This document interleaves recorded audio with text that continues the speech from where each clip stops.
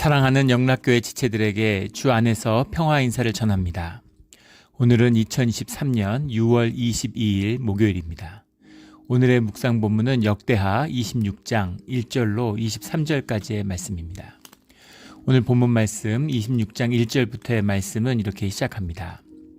유다 온 백성이 나이가 16세 된 우시야를 세워 그의 아버지 아마샤를 대신하여 왕으로 삼으니, 독특한 표현이 나오는데 26장은 이제 우시야 왕에 대한 치세의 이야기죠. 25장에 아마샤 왕의 죽음 이후에 우시야가 왕이 되는데 유다 온 백성이 나이가 16세 된 우시야를 세웠다라고 되어 있는데, 온 백성이 세웠다는 게 무슨 말일까요? 백성이 왕을 세우는 것은 아니죠. 근데 유다 온 백성이 세웠다라는 건 그 아버지 그 아마샤가 반역으로 죽음을 당했기 때문에 유다 자체의 분열, 이스라엘과의 전쟁에서 패한 뒤에 유다가 분열했는데 그 분열이 수습됨으로 우시야가 왕이 될 수 있었다라는 뜻이 이제 들어있는 것 같습니다. 그런 것으로 이제 받아들여지는 것이죠. 그래서 그의 아버지 아마샤를 대신하여 왕으로 삼으니, 2절에 아마샤 왕이 그의 열조들의 묘실에 누운 후에 우시야가 엘롯을 건축하여 유다에 돌렸더라. 우시야가 엘롯을 건축했다. 엘롯이라는 것은 에돔 땅이죠. 에돔 땅에 있는 지명입니다. 다윗 때에 처음으로 획득을 했다가 여호람 때 잃어버렸고 다시 아마샤가 찾아왔는데 아마 이스라엘과의 전쟁에서 패한 다음에 그것이 버려져 있었겠죠. 그래서 엘롯을 건축해서 유다에 돌렸더라라고 하는 것은 이제 유다가 완전히 풍지박산이 났다가 우시야 때 다시 회복되었다, 이런 평가일 겁니다. 우시야 왕에 대한 평가는 이제 여러 평가가 있는데, 그 현상적으로 봤을 때 사실 유다 왕 때 국력이 이제 회복된 것을, 유다 왕국의 기틀을 우시야 왕 때 이제 완전히 회복됐다, 이렇게 봅니다. 훗날 히스기야가 아수르와 대결해서 그 전쟁을 벌이고 나라를 지킬 수 있었던 건 물론 주님의 은혜지만, 그럴 기틀을 마련한 것도 우시야다, 이런 평가를 하고, 아하스 때 그 아들 굉장히 이제 경제적으로 번영하게 되는데 그것도 사실은 우시야 왕의 그 결과 때문이다, 이렇게도 평가를 합니다. 그래서 아마샤 때 많은 어려움이 있었는데 그것을 완전히 회복했다라는 것이죠. 우시야가 왕위에 오를 때 나이가 16세라 예루살렘이 52년간 다스리니 그의 어머니의 이름은 여골리하여 예루살렘 사람이더라. 52년이라고 하는데 사실은 아마샤의 치세와 24년이 걸쳐 있습니다. 그리고 뒤에 가면 그 치세 가운데 또 그 아들 요람이 12년을 다스려요, 실제적으로. 그래서 우시야의 단독 통치는 16년이었다라고 이제 볼 수 있겠죠. 4절에 우시야가 그의 아버지 아마샤의 모든 행위대로 여호와 보시기에 정직하게 행하며, 여호와 보시기에 정직하게 행했다라는 건 좋은 평가인데, 그런데 열왕기 하 15장에 보면 산당을 제하지 아니하였으므로 라는 표현이 나옵니다. 그래서 그 유다의 왕들에게 거듭되는 표현이죠. 그래서 전체적으로 그 열왕기가 왕에 대한 평가를 함께 내리는 데 반해서 역대기는 그것을 계속 구분시키고 있죠. 정직하게 행했다, 그가 하나님의 보기에 옳은 일을 행했다, 이렇게 쓰고 나서 뒤에 어떻게 그 바뀌는지를 이제 표현하는 것으로, 주님과 함께하는, 주님께 마음을 돌렸을 때 좋았던 시기와 그리고 주님께 떨어져 나왔을 때 어려워지고 비참해지는 시기를 더 극적으로 대비하기 위해서 이렇게 평가를 나누어서 하는 것이 아닌가, 이렇게 볼 수 있겠습니다. 5절에 하나님의 묵시를 밝히 하는 스가랴가 사는 날에 하나님을 찾았고 그가 여호와를 찾는 동안에는 하나님이 형통하게 하셨더라. 이것이 우리 인생의 비밀이고 또 역사의 비밀이죠. 여호와를 찾을 동안에는 하나님이 형통하게 하셨다. 주님의 임재가 머무는 동안에. 근데 그 함께하는 그 비밀은 하나님의 묵시를 밝히 하는 스가랴, 그가 말씀을 전했다는 거죠. 그 말씀을 하나님이 보이시지 않는데 영이신데 주님의 뜻에 따라 산다는 게 뭡니까? 주님의 말씀을 받는 것이죠.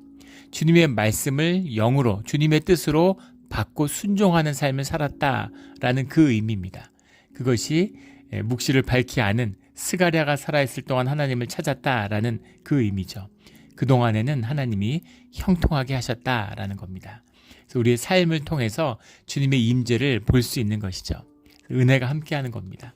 그래서 우시야 왕 때, 그 아마샤 때 그런 비참한 끝이 있었는데 이스라엘한테 대패하고 예루살렘 성벽이 허물어지고 인질로 끌려가고 반란이 일어나서 왕이 도망가다가 죽임을 당하는 이제 그런 비참한 일이 있었지만 우시야 때 극적인 반전이 일어났다는 겁니다. 그 반전을 이룰 수 있었던 것은 하나님의 뜻과 함께했기 때문이다. 하나님을 찾았기 때문이다라는 것을 분명히 보여주고 있는 것이죠. 하나님이 회복되고 나니까 그 생명의 비밀이잖아요. 이것은 섭리입니다. 하나님이 직접적인 어떤 특별한 어떤 개입이 아니라 하나님이 함께하는 그 심령이 회복되면 생명의 역사가 피워내게 돼 있는 거죠. 생명이 막 뻗어나가는 거예요. 그 힘이 막 뻗치는 것이죠. 그러니까 당연히 국력이 흥성하고 나라가 흥하게 돼 있는 겁니다. 그 영국 같은 어느 나라가 마찬가지죠. 정신 문명이 모든 현상적인 물질 문명의 기본입니다. 정신 문명이 흥하지 않는데 물질 문명만 흥하는 그런 나라는 없죠. 어떤 정신 문명이든 간에 모든 것은 영에 달려 있는 거죠. 영국을 보세요. 대영 제국이 세계를 휩쓸었습니다. 대영 제국이 세계를 지배하는 건 오늘날 한국이 세계를 지배하는 것만큼 세계를 지배하게 되는 것, 그런 현상이 가능할까라고 한번 생각해 보세요. 근데 그런 일을 영국이 이뤄낸 것이죠. 유럽의 변방이고 악마가 사는 땅이라고 불렸던, 프랑스에 살던 노르만족에게 지배를 받았던 그런 그 영국이 통합을 이뤄내고 믿음의, 영국의 가장 큰 특징, 그 영국사를 보면 영국사의 가장 큰 특징은 그 믿음의 역사죠. 신실함이 영국 역사의 특징이다. 앙드레 모로아라고 하는 영국사가 뭐 수천 권이 있는데 최고의 명저로 뽑히는, 거기 보면 영국의 역사를 특징짓는 가장 세 가지 중에 하나가 바로 신실함입니다. 뭔가 남다른 신실함이 있다는 거죠. 뭐 여러 가지 이제 이유로 설명할 수 있는데, 그래서 그 믿음이 흉성하고 교회가 흥성할 때 그때 대영 제국이 전성기를 누린 겁니다. 주님의 무슨 직접적인 뭐 개입으로 이런 것이 아니라 그 생명이 그냥 폭발하는 거죠. 그리고 과학이 융성하고 문화가 융성하고 뭐 경제가 융성하고 다 생명의 현상들인 거죠. 그런 형통함이 열리는 겁니다. 이런 주님의 형통함이 우리의 삶의 자리에 열리기를 주의 이름으로 축원합니다. 주님의 은혜가 함께하는 거죠. 그러자 그 국력이 흥성해지니까, 그러니까 이제 옆에 가서 블레셋 땅을 다시 한번 가드 성벽과 6절에 보면 아스돗 성벽을 헐고 블레셋 사람 가운데 성읍을 건축하며 다시 블레셋의 영역을 회복하는 그런 역사가 우시야 가운데 일어났다라는 거죠. 7절에 하나님이 그를 도우사 블레셋 사람들과 구르바알에 거주한 아라비아 사람들과 마온 사람들을 치게 하신지라. 그 영역이 유다 남쪽, 동부와 동남쪽과 남쪽으로 모두 다 미쳤다는 겁니다. 그 일대를, 팔레스타인의 일대를 석권하는 그런 일이 벌어졌다라는 거죠. 구르바알이라는 건 이제 바알의 거처 이런 말이죠. 그러니까 바알의 거처, 그러니까 우상숭배의 중심이다라는 걸 볼 수 있겠습니다. 아라비아 사람들을 쳤다. 마온 사람들을 치게 하신지라. 마온은 에돔의 다른 이름이죠. 세일 사람들 이런 것처럼 마온 사람들도 에돔 사람입니다. 뭐 구체적으로 구분하자면 에돔으로부터 더 동남쪽으로 멀어진 변경에 있는 그런 민족이라고 하는데, 근데 결국은 다 이제 에돔의 한 족속인 거죠. 그 당시는 뭐 민족의 정체성이 있는 게 아니에요. 이것은 뭐 사실은 모더니즘의 근대 산물이죠. 민족의 정체성이라는 건 사람들이 그렇게 구별해서 부르는 겁니다. 그래서 뭐 훈족이가 흉노족, 뭐 타타르족, 서하족 뭐부터 시작해서 뭐 만주족, 여진족 무슨 온갖 족속들이 있잖아요. 선비족, 뭐 우리 그 중앙아시아 역사를 보면, 그러면 그 사람들이 나는 선비야, 너는 흉노야, 뭐 이런 식의 정체성과 구별을 가지고 있었느냐, 그런 거 없죠. 그냥 다 살아가는 부족들이에요. 그런데 그 부족의 바깥에 있는 사람들이 그렇게 구분하는 겁니다.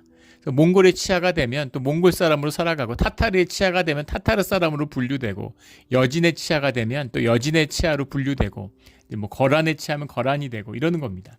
그런 것처럼 블레셋 지역이라는 것에 대한 영향력, 이게 이제 있다가 사라졌다가 다시 회복됐다가 이렇게 되는 것이죠. 그것처럼 이제 마온 사람들이라는 것도 뭐 에돔과 구분되지 않는, 결국은 이제 에돔에 흡수되는 이제 그런 사람들이죠. 에돔 사람들을 쳤다. 그리고 8절에는 암몬 사람들이 우시야에게 조공을 바치매 우시야가 매우 강성하여, 그러니까 에돔, 암몬, 블레셋, 아라비아, 이 쭉 오른쪽 시계 방향으로 둘러싸고 있는 팔레스타인의 그런 그 민족들을 모두 다 제압했다라는 겁니다. 대단하죠. 이런 큰 그런 권세가 회복되었다, 강성해졌다라는 겁니다. 우시아가 예루살렘에다가 성벽을 보수하고 견고하게 하고 또 광야에 망대를 세우고 많은 요새 도시들을 건축했다라는 겁니다. 우시아 때 그런 그 나라의 기초가 다시 세워지고 강성해졌다. 11절에 보면 또 군사들이 있으니 군대를 강하게 했다. 또 싸움에 능한 군대들을 30만 7,500명의 관장하고 싸움에 능한 그런 사람들을 세웠다. 이런 게 13절에 나옵니다.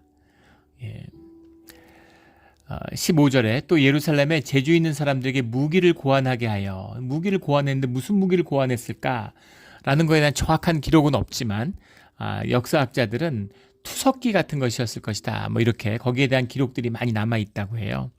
그래서 그 투석기, 성에서 이제 농성을 할 때, 수성을 할 때 돌을 던지는 이제 그런 투석기들을 만들어냈을 것이다. 뭐 이렇게 이제 그 예측하기도 합니다. 그래서 어쨌든 뭐 군사적으로도 경제적으로도 뭐 아주 융성한 시대였다라는 거죠. 그런데 16절에 그가 강성하여짐에 이렇게 좋았는데 아마샤 때도 마찬가지고 좋았는데 문제는 강성하여지면 위기를 벗어나면 여호야다 그 여호사다 때도 마찬가지고 사바 때도 이런 그 문제가 생기는 것이죠. 예전에 그 한국에서 비즈니스를 하던 한 그 성도님이 집사님이 그런 말을 하세요. 매 새벽 기도 때마다 사업이 너무 어려워지고 가난해져서 주님의 이름으로 주님의 사람이라고 하는데 주님의 이름이 사람들에게 우습게 보이거나 모욕되지 않도록 수치가 되지 않도록 해달라고 그렇게 기도하고 또 너무 부유해져서 교만해지지 않게 해달라고 그렇게 기도한다라는 말씀을 들었던 기억이 납니다. 너무 이제 가난해져도 문제지만 너무 부유해져도 문제인 거죠. 그래서 강성해지니까 마음이 교만해진 겁니다. 스스로 높아진 거죠. 자기 자신의 진실한 모습을 잃어버리게 되는 거죠. 사람들이 다 높여주고 떠받들고 조공을 바치는데 거기서 자기 진실을 지킨다는 게 쉽지 않죠. 사람들이 다 대단하다 그러면 대단한 것 같잖아요. 또 뭐 성공을 하면 뭐 의붓아버지가 3,000명이다. 뭐 이런 서양 속담이 있죠. 근데 실패한 자는 늘 고하라고.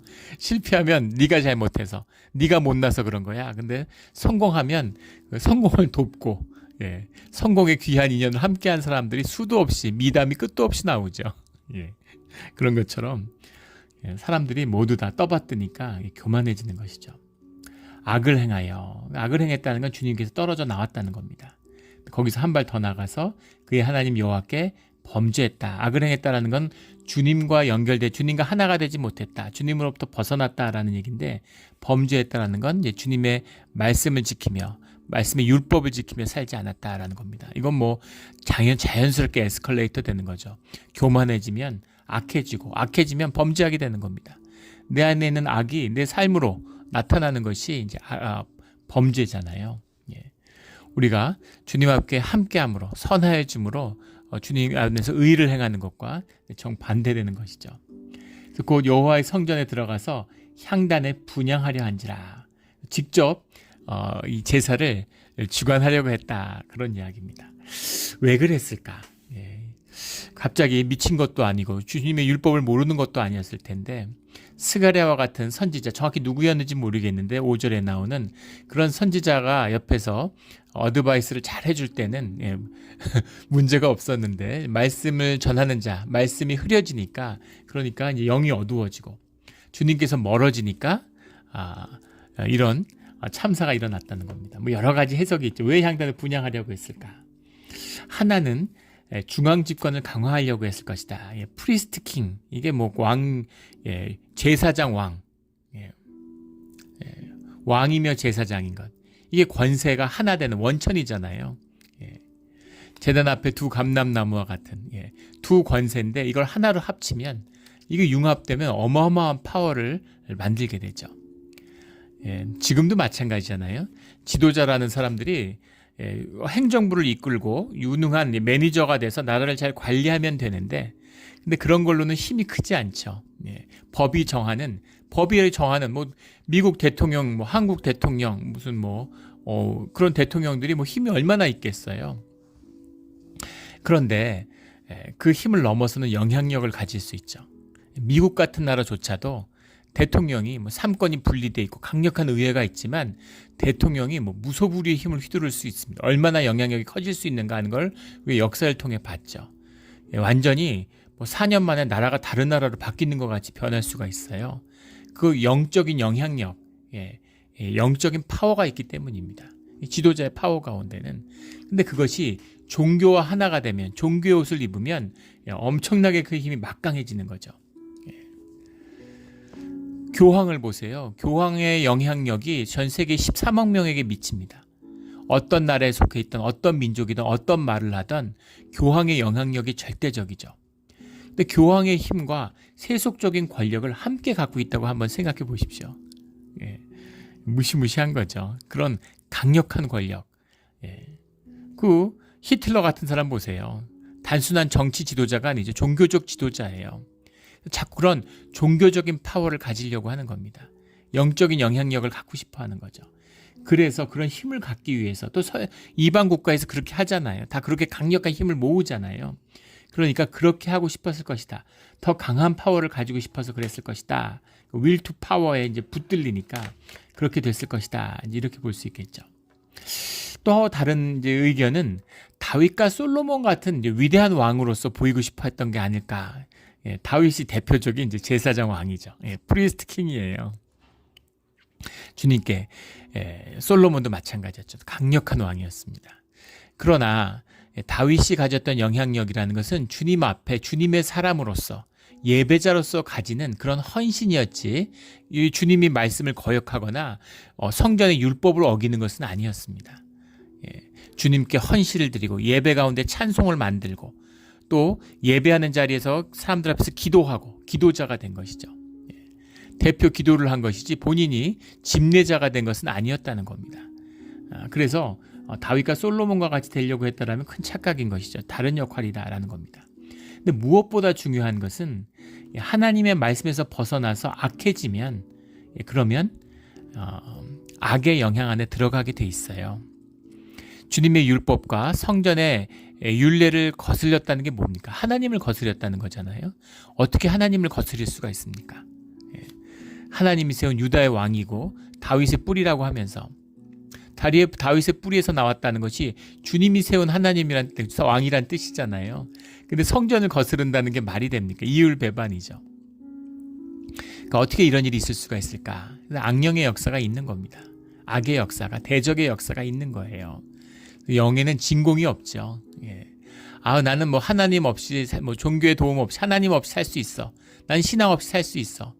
신앙이 없다고 진공 상태를 살아가는 게 아니라 내 의지로 살아갈 수 있는 게 아니라 그러면 대적의 무리, 짐승의 영향 아래에서 음료의 영향 아래에서 살아가게 되는 것이죠.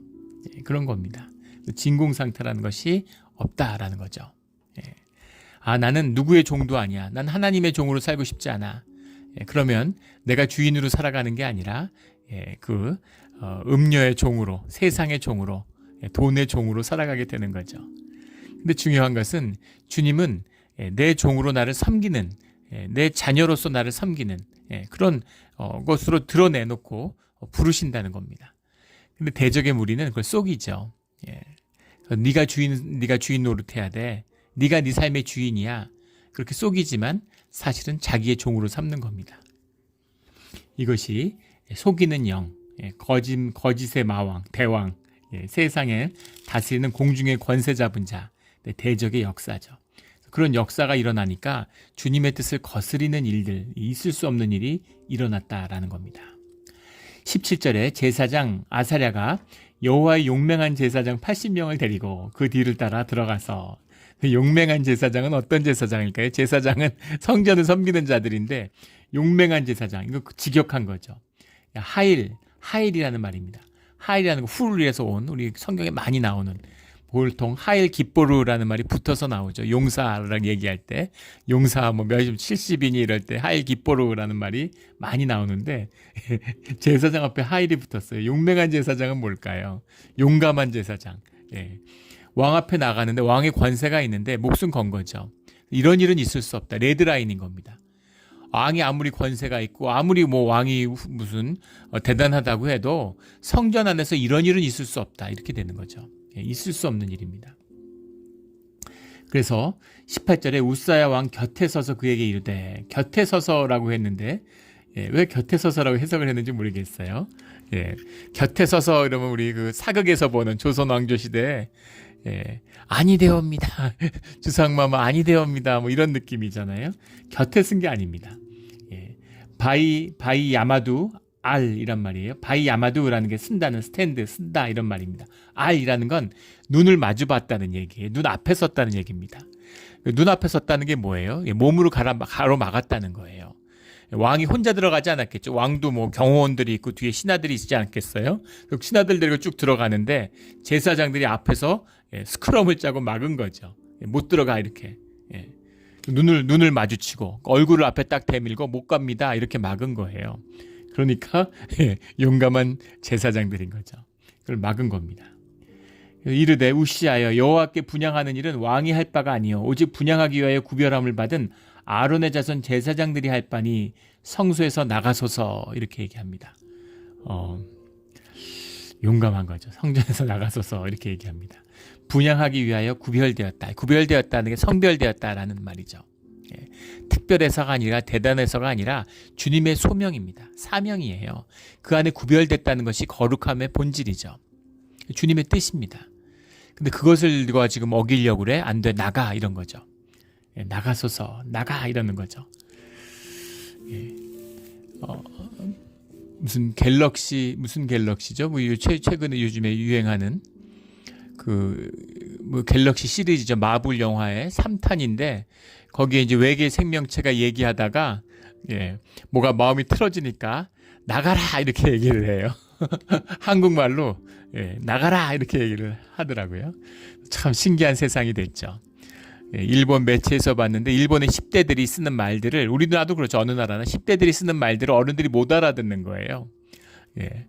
그런데 일본의 10대들이 쓰는 유행어 1위가 킹받네라는 거고 2위가 킹왕짱이랍니다.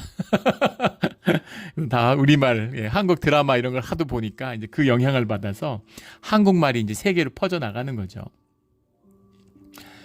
갑자기 나가소서 하니까 그 기억이 나는데 나가라 이런 거죠. 나가 get out 그렇게 되는 거죠.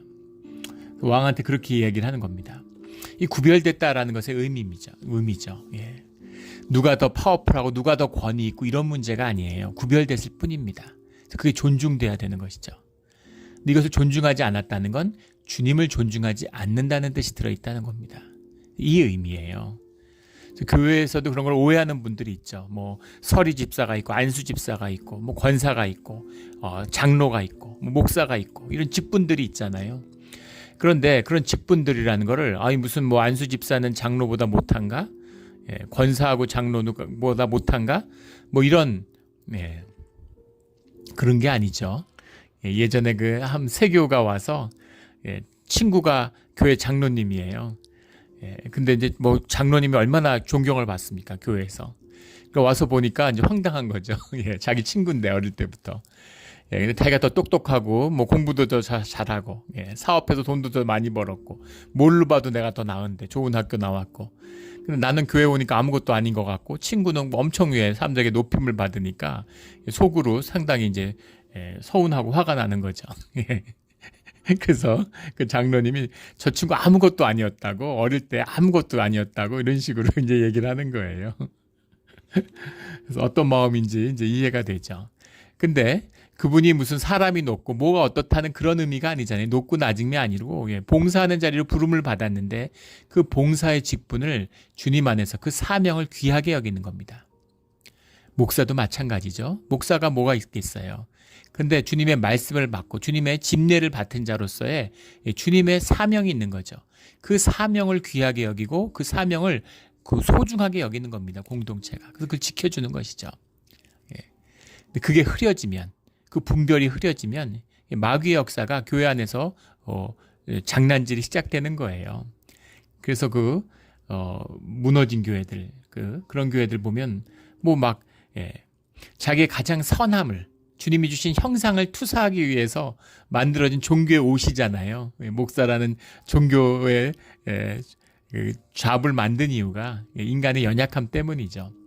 그런데 내 악함을 투사하는 거예요. 내 분노를 투사하는 거죠.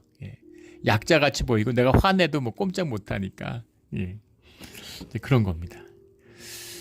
오래 전인데 그 미국에서 이제 이민교회에서 장례가 났는데 그 교회가 이제 규모가 있어서 그 교회 집례를 하러 부목사님이 왔어요. 근데 와이프가 이제 그 집사님이 신앙생활을 하다가 돌아가셨는데 이제 남편은 교회를 안 다녔죠. 그런 교회 사람들 많잖아요. 그런데 이제 목사님하고 교인들이 같이 이렇게 들어오니까 남편이 그 목사님한테 달려가서 유도처럼 엎어치기를 했습니다. 뭔가 이제 화가 나 있는 거죠. 근데 그 분노를 목사한테 투사를 했어요. 근데 이제 목사님을 내다 주고 뭐 때려도 이제 보복하지 않을 거라고 하는, 목사님이 받아줄 거라고 하는 뭐 그런 식의 기대가 있었을 수도 있겠죠. 그런데 웬만해서는 이제 그런 일은 벌어지지 않잖아요. 근데 그게 누구나 할 수 있는 일은 아닙니다. 보통 악한 마음이 있지 않으면 그렇게 할 수 없어요. 선의를 가지고 선을 행하려고 하는 사람한테 왜 그러겠습니까? 근데 이제 그런 마음들, 봉사 같은 거, 전도 같은 거 나가서 그런 무슨 그 아울리치 같은 데 가서 봉사 활동하고, 이슬람 지역 같은 데 가서 그 유럽에서 봉사 같은 데 가는데 뭐 이렇게 거기 어려운 아이들, 힘든 애들 도와주고 이런 거 하는데 그걸 와서 회방하고 방해하는 사람들이 있습니다. 자기 동네 어려운 사람들 도와준다는데 그걸 왜 회방 놓고 왜 방해를 하겠어요? 그게 이제 뭐 이제 그 크리스찬들이 와서 하는 거니까 그거에 대한 불만이 있는 거죠. 그러니까 그런 마음, 악한 마음이 있는 겁니다. 그래서 이 우시아가 사실은 분향을 하려고요. 분향을 한 게 그렇게까지 나쁜 일인가? 근데 이것이 얼마나 악한 일인가 본질적으로 하는 것을 보게 되는 거죠. 우리 지역에 있는 교회인데 예전에 어려움을 겪었던 일을 목사님이 얘기하시면서 신방을 갔는데 구역 모임이 있어서 구역 모임에서 장로님이 설교를 하고 축도를 하더래요. 다 교회인데 또 뭐 구역이 가정교회로 볼 수도 있겠죠. 뭐 침례교였으면 뭐 문제되지도 않았을 수도 있습니다. 근데 장로교에서는 있을 수 없는 일이죠. 그래서 결국 이제 그 장로님이 출교되고 뭐 그런 식의 결과까지 가게 됐는데 나쁘고 좋고 뭐 이런 문제가 아닙니다. 뭐 율법을 지키고 안 지키고 이런 얘기가 아니라 영적인 질서의 문제죠. 뭐 그 정도 일을 뭐 그럴 수도 있지. 근데 영적 질서라는 게 무너지면 주님의 임재가 소멸해요. 주님은 아무데나 계시지 않습니다. 주님의 뜻이 100% 존중받는 곳에 주님이 함께 하세요. 그래서 그 질서가 흐려지면 그러면 교회가 아닌 겁니다. 이런 의미인 거죠. 왕이 들어가서 분향하고 이러면은 이건 더 이상 성전이 아닌 거예요. 주님을 욕보이는 것이죠. 왕이 범죄하였으니 하나님 여호와께서에게서 영광을 얻지 못하리이다. 이렇게 선포를 합니다. 그러니까 왕이 당연히 화가 났겠죠. 19절에 우시아가 분향하려 하다가 화를 내니, 그가 제사장에 화를 낼 때 화를 낸다는 것도 이미 그 중심이 하나님의 말씀과 뜻이 선포됐는데 화를 내요. 내가 진실하고 내가 주님의 사람이라면 이럴 수 없죠. 어떻게 이럴 수 있습니까? 상상도 못하는 일인데 완전히 에고의 사람이 됐다는 거죠. 껍데기고 거짓이기 때문에 무슨 생각도 할 수 있고 무슨 일도 할 수 있습니다. 예전에 그 백범일지라는 그 김구 선생의 그 자서전에 보면 이제 그런 얘기가 나와요. 그 독립운동을 하다가 한국에 있을 때 망명하기 전에 감옥에 갇혔는데 이제 배가 고픈 거죠. 배가 고픈데 사식을 안 넣어주는 겁니다. 가난하니까. 근데 마음속에, 그러니까 백범 선생 대단한 분이죠. 김구 선생도 어떤 마음이 드냐면 부인이 괘씸하다는 거예요. 머리를 잘라 팔든지 뭐 심지어 몸을 팔아서라도 좀 돈을 마련해다가 음식을 넣어주지, 이렇게 선방님이 굶고 있는데 왜 무심할 수가 있느냐, 이런 서운한 마음이 생겨나더라는 겁니다. 정직한 마음이죠. 정직한 마음이에요. 그게 인간의 마음의 진실입니다. 어떻게 사람이 그럴 수 있어? 인간이 어떻게 그런 생각을 해? 그게 인간이야? 근데 그게 인간입니다. 이게 우리의 죄성의 본질이에요. 그걸 다스리고 살아야 되는 겁니다. 그걸 다스릴 수 있는 것은 성령이 우리와 함께할 때뿐입니다. 십자가의 비밀이죠. 그게 없으니까 거짓의 사람, 거짓이 되니까 무슨 생각도 다 가능한 어떤 모든 것이 이간질되고 모든 것이 의심스럽고 모든 것에 악한 마음을 갖게 되는 거죠. 이게 에고의 본질이에요. 그러니까 에고가 화를 내는 거죠. 화를 냈다. 제사장한테 성전에서. 참 주님이 완전히 주님이 전혀 함께하지 않는 그런 모습입니다. 그러자 근데 문제는 화낼 수도 있겠죠. 근데 문제는 제단 앞에서 향로를 들고 화를 냈다는 겁니다. 분을 터뜨린 거죠. 화가 나도 화를 내면 안 돼요. 이거 전혀 다른 얘기입니다. 여호와의 전한 향단 곁 제사장들 앞에서 그의 이마에 나병이 생기지라. 나병이 생겼다는 것은 이제 주님의 직접적인 이제 저주를 의미하는 거죠. 성경에 보면 나답이나 아비후 같은 출애굽기나 레위기에 나오는 또 고라의 자손들 이때 이런 사건들이 일어나잖아요. 그것처럼 직접적인 주님의 처벌을 받았다라는 겁니다. 그러니까 이제 나병이 생겼으니까 당연히 성전에서 급히 쫓아내고 성전에 있을 수가 없죠. 이것은 여호와께서 치심으로 왕도 속히 나가니라. 여호와께서 치셨다라고 분명히 얘기하는 거죠. 그래서 갑자기 나병이 걸려서 죽는 날까지 21절에 보면 나병 환자가 되었고 돌이키지 못했다는 겁니다. 나병 환자가 되매 여호와의 전에서 끊어져 2번 다시 여호와의 전에 못 오도록 그렇게 버림을 받았다는 거죠. 별궁에 살았으므로 별궁이라고 했지만 이제 격리된 거죠. 사실은 예루살렘에서 쫓겨나야 되는데 이제 왕이라서 그랬는지 그렇게는 하지는 않고 완전히 이제 사람도 만날 수 없는 그런 곳에 유폐됐다라는 얘기입니다. 그래서 그의 아들 요담이 왕궁을 관리하며 백성을 다스렸더라. 죽음 전까지 한 12년의 시기를 아들 요담이 이제 왕을 대행하게 됩니다. 그러니까 정말 하나님께 직접 저주를 받아서 나병 환자가 된 나병 환자에 대한 터부와 저주라는 건 고대사에서는 엄청나잖아요. 그냥 나병 환자라도 그런데 주님께로부터 저주를 받아서 나병 환자가 된 왕이 아니었으면 모르는데 왕이니까 더 비참한 것이죠. 왕인데 왕궁에 있을 수 없고 왕인데 예배자의 자리, 이스라엘 사람인데 예배 자리에 나갈 수 없는 정말 비참한 살아있는 게 형벌이죠. 그런 처벌을 받았다라는 겁니다. 23절에 그는 나병 환자라여 왕들의 묘실에 접한 땅 곧 그의 조상들의 곁에 장사하니라. 요아스나 여호람 왕처럼 그 묘실에 아예 이 매장이 안 된 건 아니고 그 곁에 나병 환자이기 때문에 사람들은 사실은 그 묘실에 들어갈 만한 사람이었는데 일반 사람들이 피해 본 거나 이런 건 없잖아요. 그리고 왕국이 흥성했으니까 사실은 묘실에 묻고 싶은 마음이 있지만 나병 환자라서 차마 들어갈 수는 없기 때문에 그 곁에 그 근처에다가 장사되었다 이런 얘기입니다. 그의 아들 요람이 대신하여 왕이 되니라. 그래서 극적인 평강과 주님의 은혜가 함께했던 말씀과 함께했던 극적인 흥황과 정말 극적인 실수할 수 있죠. 넘어질 수 있습니다. 근데 절대로 넘어지거나 실수하면 안 되는 자리가 있어요. 그게 예배의 자리입니다.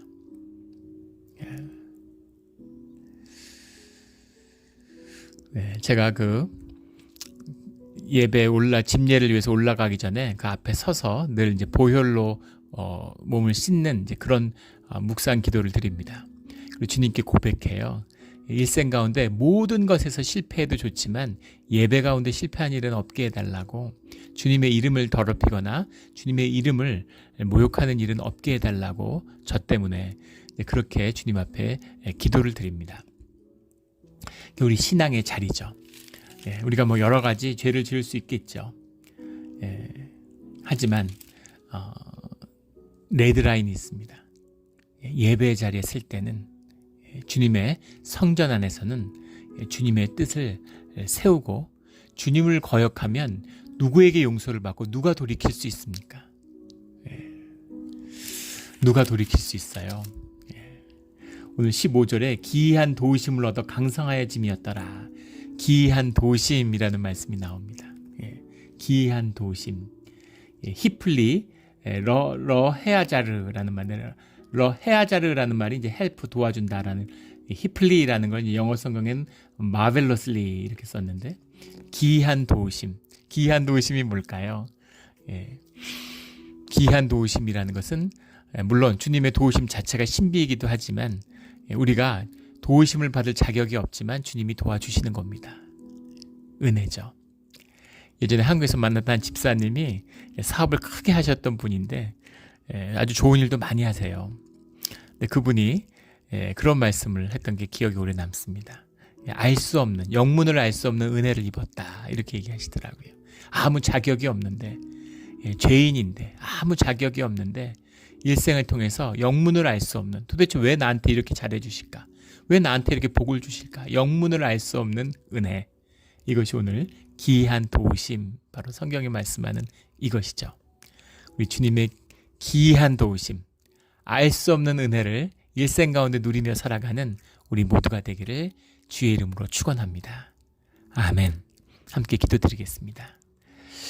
하나님 아버지, 감사합니다. 오늘 우시아에 대한 주님의 말씀을 들을 때 하나님의 기이한 도우심으로 인해 감사하는 마음과 또 기대하는 마음과 동시에 또 우시아가 나병의 저주를 받는 말씀을 통한 두려움을 느낍니다. 우리 늘 두려움과 경외함으로 주님 앞에 나아갑니다.